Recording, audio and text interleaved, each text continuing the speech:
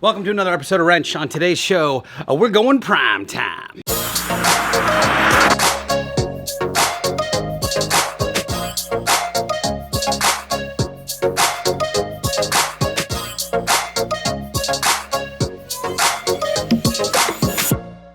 All right, first thing you should notice is how naked as a jaybird that car is behind you, and that's because I did a thing. My first foray into putting primer on these panels didn't go as great as it could have.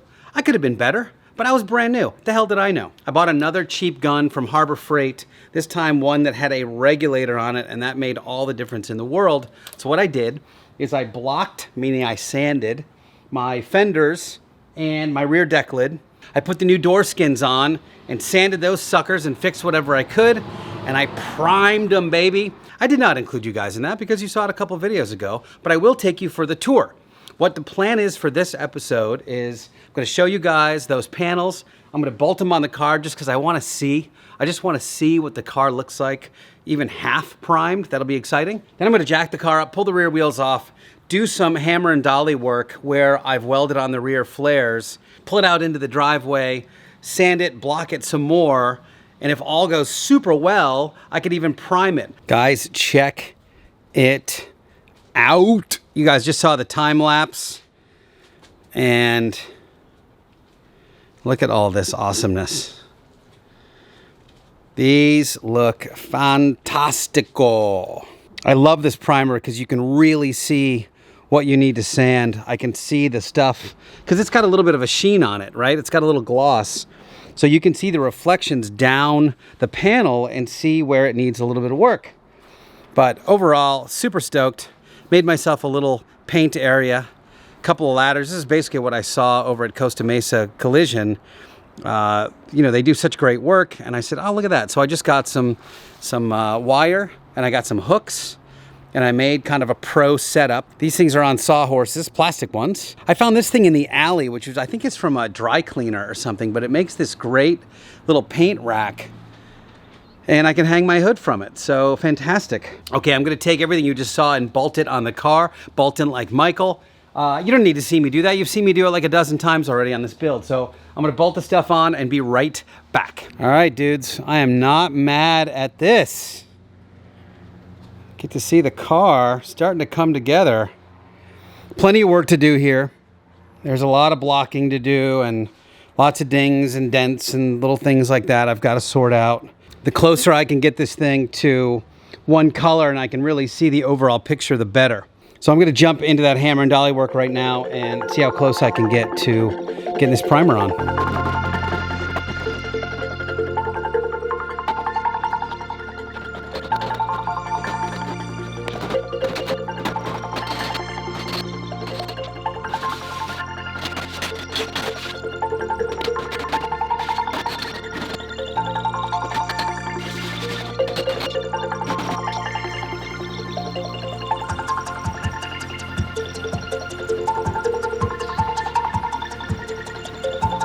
All right, I've got each side done. What I love about doing this is you can really see the divot. What I'll do next is go over this with a 40 grit air sander. It's gonna take all this outside stuff off and leave this stuff like over the weld area. Next project is to finish this area off. This all needs lead like they did from the factory. So I'm gonna lead this whole part up right now and finish it off with some of this fiberglass reinforced filler.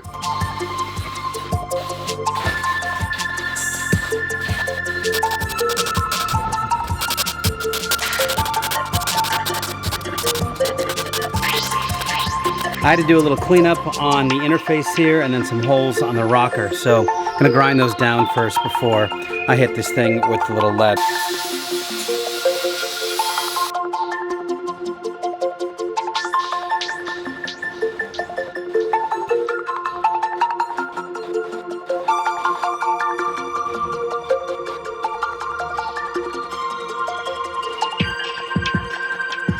Okay, here we are post lead. I got this area done, so now I'm going to go over it with some of this filler here and smooth the entire area out. And then I should be ready to do the initial sand with 40 grit.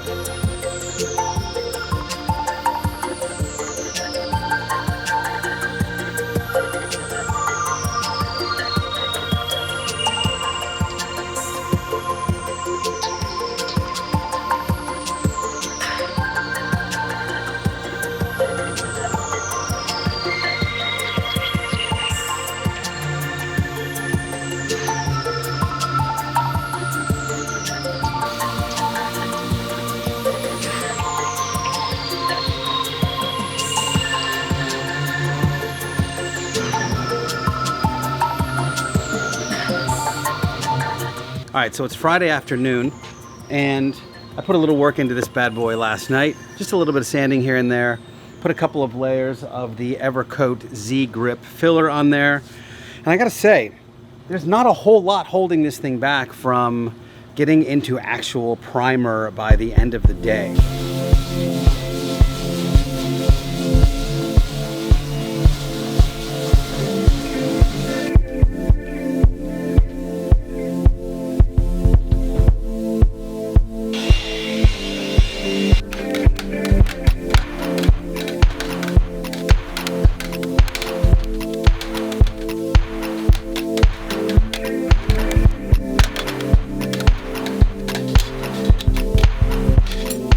So you guys have just seen me use a brake rotor as an anvil to put this shape into this 16 gauge steel.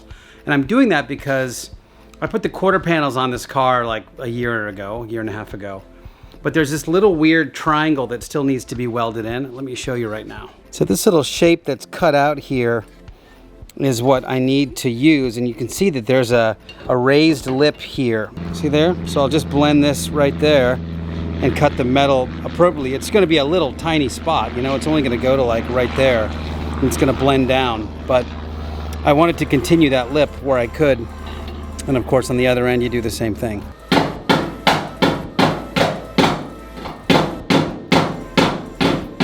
All right, I got that piece welded in.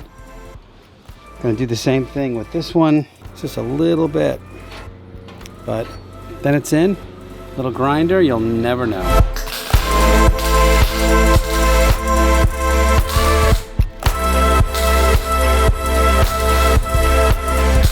All right, I was in such a good mood at the beginning of this video, and I still am, to be honest, but here's what happened.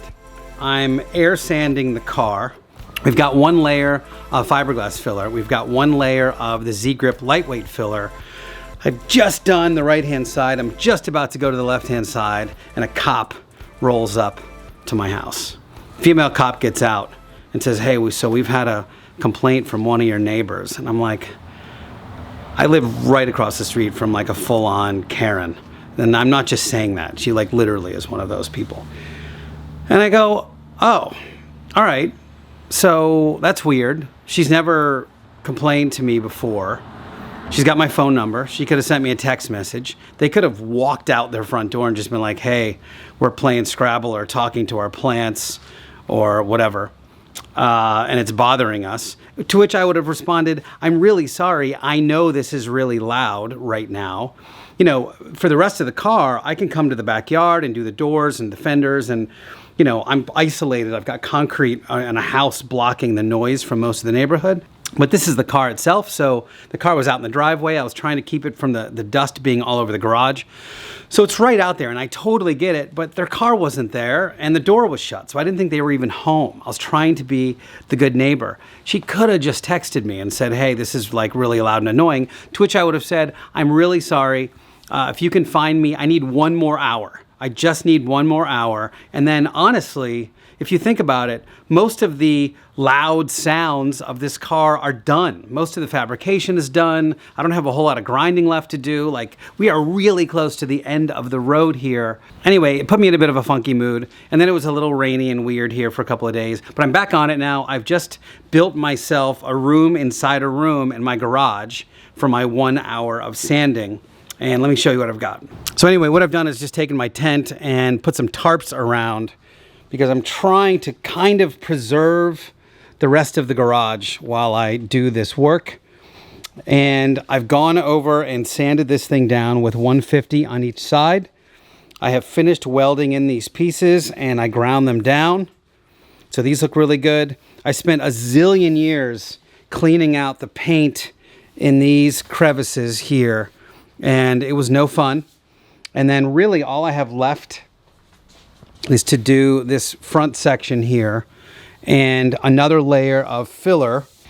But otherwise, we are awfully close to getting this thing in primer, the rest of the car, which is just mega, mega exciting. Okay, it's been about a week since I last checked in, and I have done so much work on this car. so much sanding, so much trying to dial in like underneath the car and just the little crevices. It's been a bit of a pain, but I think I'm almost ready to spray this thing. The idea is I want to spray the roof, the flanks, the rear of the car, underneath the doors, and then in front of like the cowl area in front of the windshield, and just get that all in primer. At which point I can block sand the entire car, prime the whole thing again, block sand the entire car, prime the whole thing again, but really get the thing ready for final paint. It cannot be overstated how much work it is to get a car ready for paint. But I will say I'm so excited to get this thing in one color. I think I've got my primer idea dialed in at this point, so hopefully I'll be able to pull it off. And I'll take you guys through what I've done so far. So I've set the car up outside here under my tent. It is a brutally hot day today in Southern California. I don't complain about the weather here much because it's great, but it is really hot today. So everything here has been sanded with 80 and then like 150 or so. And I've got everything basically as smooth as I think it needs to be for this process. So I will blow the car out. I will put in some plastic sheeting, just like I've done here in the rear and the front windshields, and I'll do that here in the quarter windows and here as well.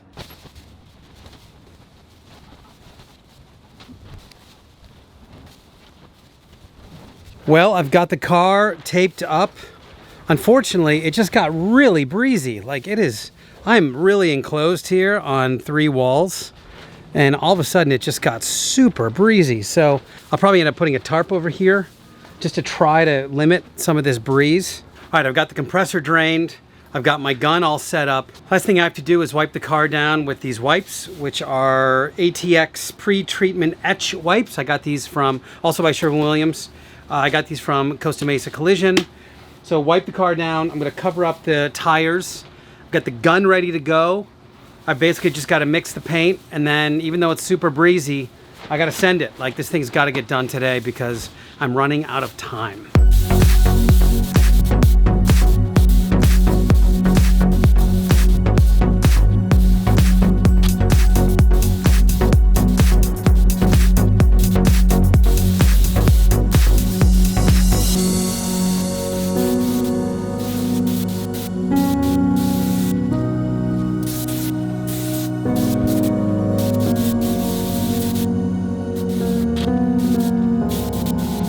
All right, guys, last round.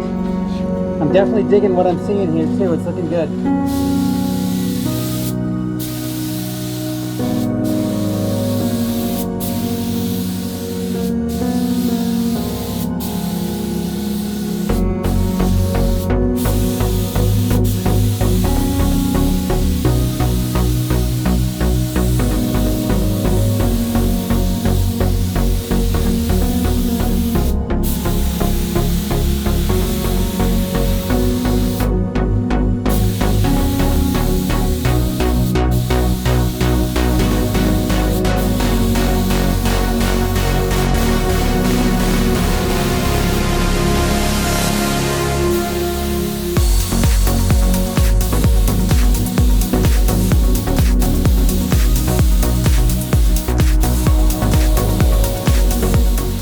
Definitely leaning heavy on where I did the flares because I know I have a lot of sanding to do there. I just went to spray that next round and it was spraying super dry, like the paint had firmed up a little bit, or maybe the gun was starting to get clogged, so I didn't want to bother with it. I feel actually really good about how much coverage I got out of this. What I'm going to do is let this thing set up and dry. I'll pull all this stuff off so we can see the big reveal. I've decided not to be super hasty and impatient, and I'm gonna let this thing actually just dry overnight before I break this all down. I think it's probably not a bad idea to have the tent over the car overnight and let this thing solidify overnight, and then I'll get back to you in 2 seconds, which will be tomorrow morning.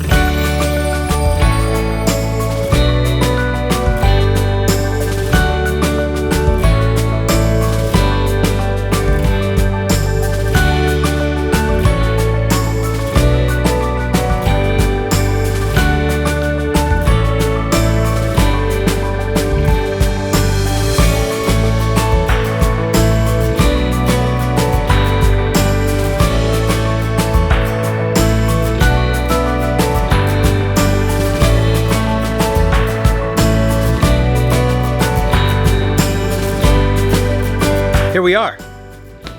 Here it is, all in one color. And if you've ever built a car before or known anyone who's built a car before, this is a big deal. To get the thing into one color is a huge deal, especially with so much fabrication on this build. Now, if you haven't followed this since the beginning, you wouldn't know the bonkers fabrication work to get to this point. To put new quarter panels on because it didn't have quarter panels. Had never done that before. Had to put an entirely new front latch panel on, and there was nothing to mount it to. This thing had been all cut out for the custom air ducts. Had never done anything like that before. Then on top of it, shaved the drip rails. Had never done that before. Welded these flares on. Had done that before, but had so much trouble with these front flares that I had to section them and completely refabricate the whole front flare area. So it's been just a huge, way more than I thought, amount of fabrication. And to get to this point where it's now in one color is just spectacular. Now, most of my life is going to be to flatten and block and flatten, block and flatten. Welcome to the law offices of Joseph D. Block and Flatten. I'm going to be just blocking this car, sanding it down, flattening it out, spraying it, flattening it out, spraying it until the body is perfect, hopefully.